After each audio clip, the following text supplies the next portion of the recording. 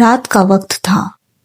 हवाओं में ठंडक, पेड़ों की पत्तियों में सरसराहट और यारा के दिल में अजीब सी बेचैनी। वो अपने कमरे की खिड़की पर खड़ी थी।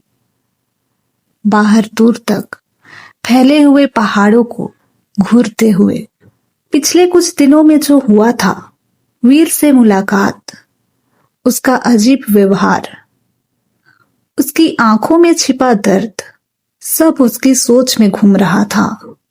यारा धीरे से खुद से कहती है, आखिर ये सब हो क्या रहा है? मैं क्यों उसके बारे में सोच रही हूं? उसी समय उसका फोन टुनटुनाता है। स्क्रीन पर सिर्फ एक मैसेज, क्या तुम ठीक हो? वी। यारा का हाथ ठिठक जाता है। वो टाइप करती है, रुकती है, डिलीट करती है, फिर वापस टाइप करती है, हाँ मैं ठीक हूं, तुम? रिप्लाई तुरंत आता है, मैं ठीक नहीं हूं, तुमसे कुछ कहना है। यारा की धड़कन तेज हो जाती है। क्या?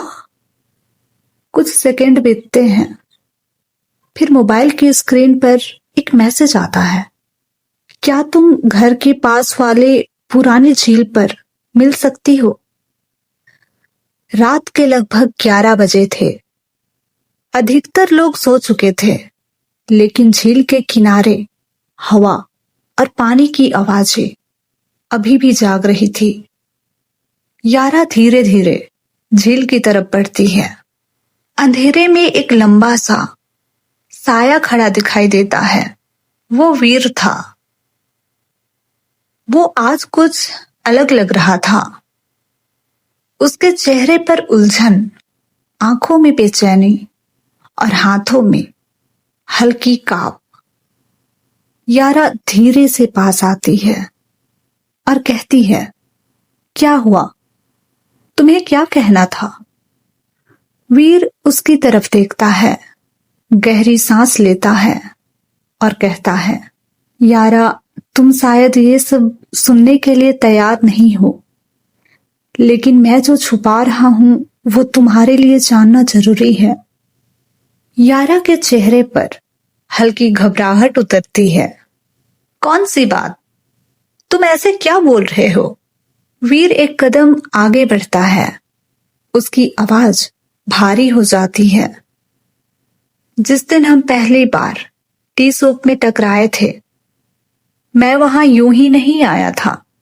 यारा चौंक जाती है। मतलब? वीर का गला सूख जाता है, लेकिन वो बोलने का साहस जुटाता है। मैं तुम्हें पहले से जानता था।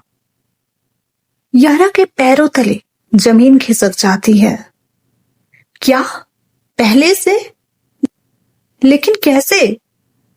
वीर हिचकिचाते हुए बोलता है, क्योंकि तुम मेरे भाई की जिंदगी बचाने वाली लड़की हो।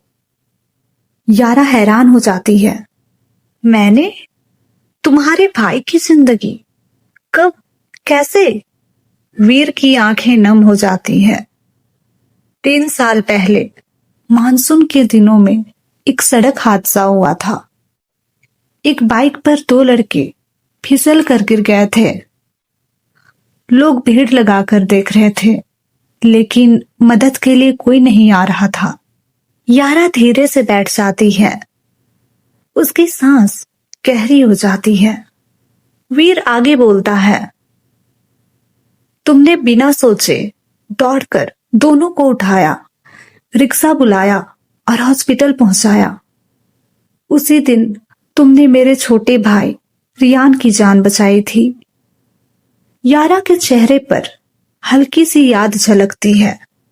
वो धीरे से कहती है, हाँ, वो हादसा मुझे हल्का हल्का याद है, लेकिन मुझे नहीं पता था कि वीर उसे देखता है। उसकी आवाज कांपती है। तुम्हारी वही इंसानियत, वही हिम्मत तुमको मेरे दिल के करीब ले आई थी। तुम्हें ढूंढना मुश्किल था, लेकिन किस्मत तुम्हारे आगे खुद आ गई। जब तुम उसी टी शॉप में मिली